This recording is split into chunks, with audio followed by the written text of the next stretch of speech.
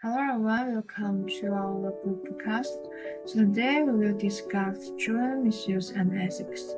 So now I will introduce our group member, JIAJU A198285.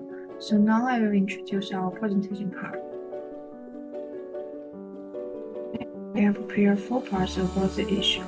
The first part overviews the issue, the next part case study about the issue, and third part ethical analysis, and the last part solution. So with the widespread application of drone technology, we not only see more inconvenience at the air, but also feel sense of unease. When you're walking in the park, there are drones having overhead.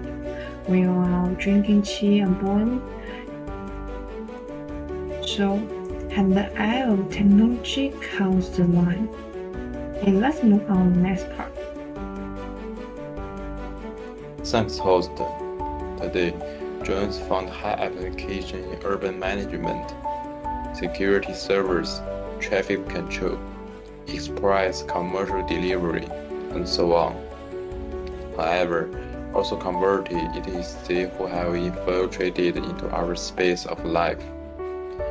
The question arises, first, has drone photography infringed our privacy in the absence of any form of clearly regulations?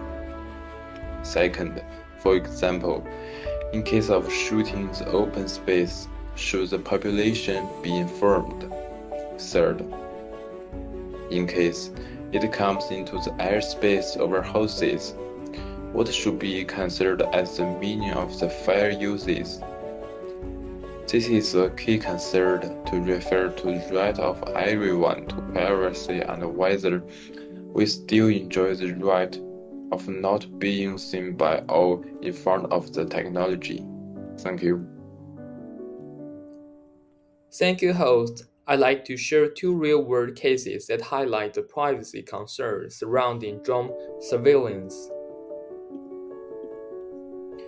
The first case took place in Minneapolis, USA during the Black Lives Matter protest in 2020. Local police deployed drones to monitor crowds from the air, while authorities claimed it was for maintaining public order and safety. Many people questioned whether this level of surveillance overstepped legal and ethical boundaries. The fact that the drones were flying and filming without clear public notice made many feel that their rights were being violated. The second case happened in China during the COVID-19 pandemic. Some local communities used drones to fly over residential areas and broadcast a message urging people to wear masks and avoid gathering. While this was done in the name of public health, many residents reported feeling uncomfortable. Imagine relaxing on your balcony and suddenly being watched or shot by a flying machine. It feels like losing your personal space. These 2 examples may differ in context, one about public safety, the other about public health, but they both reveal the same issue. Once drones are used for surveillance, it's easy for them to cross the line from helping society to invading privacy. Thanks. Now let's analyze this issue from an ethical perspective. First, the right to privacy is a basic human right, and technology should not be a tool to weaken it. The problem with drones is, do we have the right to know when and where we are being photographed?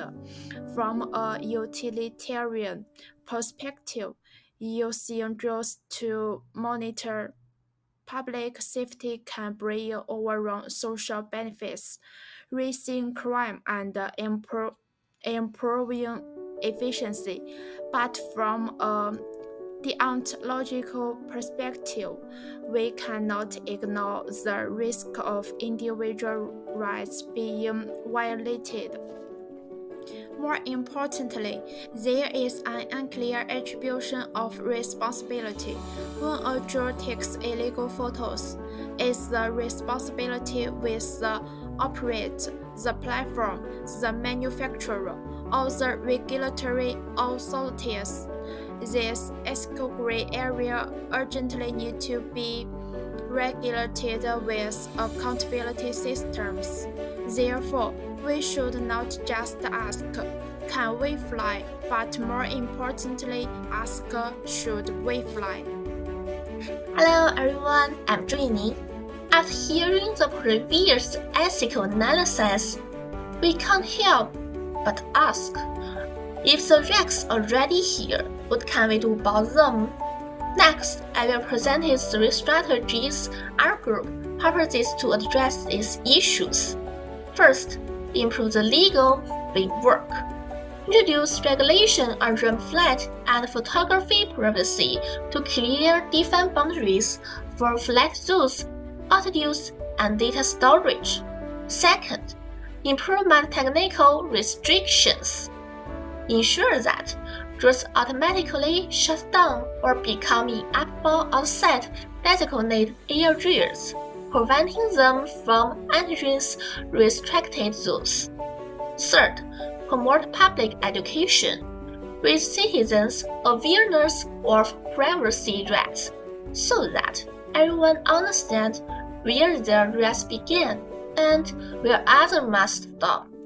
I believe that, while I cannot stop technological progress, we can get it with a stronger sense of boundaries. Protecting privacy means protecting the basis for freedom. Thanks for our focal member and their insightful comments. So today we hear a comprehensive discussion covering everything, from the identification of the problem to ethical analysis and solution. So that's all for our podcast. Thanks for your listening.